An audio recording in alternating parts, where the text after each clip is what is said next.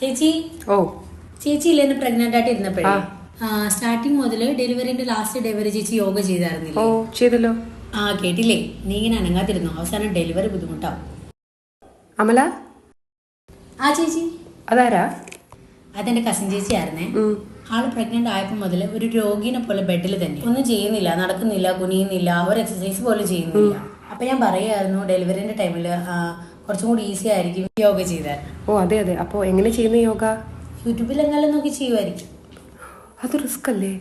അല്ല, ചേച്ചിയല്ലേ പറഞ്ഞത് ഈ ടൈമിൽ യോഗ സേഫസ്റ്റ് ആയിട്ടുള്ള ആക്ടിവിറ്റി ആണെന്നുള്ളത്? പിന്നെ ചേച്ചിയും ചെയ്തിട്ടുണ്ടല്ലോ. അതെ, യോഗ പ്രഗ്നൻസി ടൈമിൽ ഏറ്റവും സേഫ് ആയിട്ടുള്ള ആക്ടിവിറ്റി തന്നെയാണ്. പക്ഷെ എന്താന്ന് വെച്ചാൽ ഞാനിപ്പോൾ യോഗ ചെയ്യാൻ കാരണം എന്താണ്, ഞാൻ ഓൾറെഡി യോഗയൊക്കെ ചെയ്തുകൊണ്ടിരുന്ന ഒരു വ്യക്തിയാണ്. പ്രഗ്നന്റ് ആയപ്പോൾ പെട്ടെന്ന് തുടങ്ങിയതല്ല. രണ്ടാമത് എനിക്ക് വേറെ കോംപ്ലിക്കേഷൻസ് ഇല്ല. 3 എനിക്ക് യോഗയിൽ ഏതൊക്കെ ചെയ്യണം ചെയ്യേണ്ടതൊക്കെ അറിയായിരുന്നു. ചേച്ചിക്ക് കാര്യങ്ങളൊക്കെ ചെക്ക് ചെയ്തിരുന്നു? കോംപ്ലിക്കേഷൻസ് വല്ലതും ഉണ്ടോ ചെക്ക് ചെയ്തിരുന്നോ? ഇല്ല, ആൾ IT ഫീൽഡിലാണ്. അപ്പൊ ഡെസ്ക് ജോബ് ആണല്ലോ, അപ്പൊ അധികം മൂവ്മെന്റ്സ് ഒന്നും ഇല്ല. കോംപ്ലിക്കേഷൻസ് ഞാൻ ചോദിച്ചില്ല. ആൾ അനങ്ങുന്നില്ല എന്ന് പറഞ്ഞപ്പോൾ എനിക്ക് ബുദ്ധിമുട്ടായി. ഞാൻ അതിലങ്ങ് പറഞ്ഞു പോയി.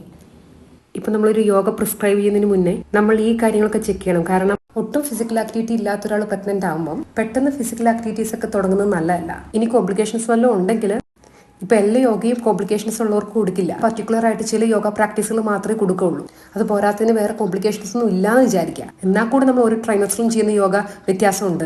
ഫസ്റ്റ് ട്രൈമസ്റ്ററിൽ നമ്മൾ വളരെ റിലാക്സ്ഡ് ആയിട്ടുള്ള യോഗയൊക്കെ അല്ലേ കൊടുക്കുന്നത്? ശരിയാണല്ലോ ചേച്ചി. ആ ടൈമിലല്ലേ കുഞ്ഞിന്റെ മെയിൻ ഓർഗൻസ് ഒക്കെ ഡെവലപ്പ് ചെയ്യുന്നത്. അതുപോലെ തന്നെ ഒത്തിരി ഹോർമോൺ ചേഞ്ചസ് ഉണ്ടാവും. അതുകൊണ്ട് തന്നെ നമ്മൾ ഭയങ്കര കെയർഫുൾ ആയിട്ട് മൈൽഡ് ആയിട്ടുള്ള ലൂസനിങ് പ്രാക്ടീസും പ്രാണായാമം റിലാക്സേഷൻ ഒക്കെ കൊടുക്കുക. അത് തന്നെ. പിന്നെ സെക്കൻഡ് ട്രൈമസ്റ്ററിലേക്ക് എത്തുമ്പോഴോ നമ്മൾ കുറച്ചുകൂടെ ഒക്കെ ആഡ് ചെയ്യും. എക്സസൈസോ കുറച്ചുകൂടെ ഒക്കെ ആഡ് ചെയ്യും, സ്ട്രെച്ചിങ് ഒക്കെ ആഡ് ചെയ്ത് റിലാക്സേഷൻ ഒക്കെ ആഡ് അല്ലേ. തേർഡ് ട്രൈമസ്റ്ററിൽ എന്താ, നമ്മൾ സിംറ്റമാറ്റിക് ഫോക്കസ് അല്ലേ, നടുവേദനയ്ക്ക്, ബ്രീത്തിങ് ഇഷ്യൂസിന്, ആംഗിൾ സ്വില്ലിങ്ങിനൊക്കെ. ശരിയാ. ആ ടൈമിലാണല്ലോ കുഞ്ഞ് വലുതാവുന്നതോടുകൂടെ ബാക്ക് സ്ട്രെയിൻ ആവുന്നതും പിന്നെ ബ്രീത്തിങ് ഡിഫിക്കൽറ്റി വരുന്നതും ആംഗിൾ സ്വില്ലിംഗ് ഒക്കെ വരുന്നതും. അതുകൊണ്ട് തന്നെ നമ്മൾ ബ്രീത്തിങ് പ്രാക്ടീസുകളും പിന്നെ ബാക്ക് സ്ട്രെങ്തനിങ് ആസനാസുകളും സ്വെല്ലിങ്ങിനെ ഫോക്കസ് ചെയ്തിട്ടുള്ള ലൂസനിങ് പ്രാക്ടീസുകളും കൊടുക്കുന്നത് അല്ലേ മെയിൻലി സിംറ്റമാറ്റിക് ആയിട്ട് ചെയ്യുന്നത്. വേറൊരു കാര്യം, അവർക്ക് ഡെലിവറിയോട് എടുക്കുമ്പോഴത്തേനും സ്ട്രെസ് വരും. കാരണം ഡെലിവറിയെ പറ്റിയുള്ള പേടി വന്നിട്ട്. അപ്പൊ ആ സമയത്ത് നമ്മൾ റിലാക്സേഷനും കൗൺസിലിംഗ് പോലെയൊക്കെ കാര്യങ്ങൾ ലാസ്റ്റ് ട്രൈമസ്റ്ററിൽ ചെയ്യും. അപ്പൊ എന്തുകൊണ്ട് ഒരു പ്രഗ്നന്റ് ലേഡി യോഗ സ്റ്റാർട്ട് ചെയ്യുമ്പം ഒന്നെങ്കിൽ അവർക്ക് നല്ലപോലെ യോഗ അറിയുന്നവരാണെങ്കിൽ യോഗ പ്രാക്ടീസ് ചെയ്യുന്നതിൽ കുഴപ്പമില്ല, യൂട്യൂബ് ഒന്നും നോക്കി ചെയ്യാതിരിക്കുക. അല്ലെങ്കിൽ ഒരു യോഗ എക്സ്പേർട്ടിന്റെയോ നാച്ചുറോപ്പതി ഡോക്ടറുടെയോ യോഗ തെറാപ്പിസ്റ്റിന്റെയോ അണ്ടറിൽ ചെയ്യുന്നതായിരിക്കും നല്ലത്. അയ്യോ, അന്ന് ഞാൻ ഇപ്പൊ തന്നെ വിളിച്ച് പറയട്ടെ, ഞാൻ വഴക്ക് പറഞ്ഞിട്ട് പെട്ടെന്ന് ചെയ്യാൻ തുടങ്ങിയിട്ടുണ്ടെങ്കിലോ? അതെ അതെ. ഓക്കെ.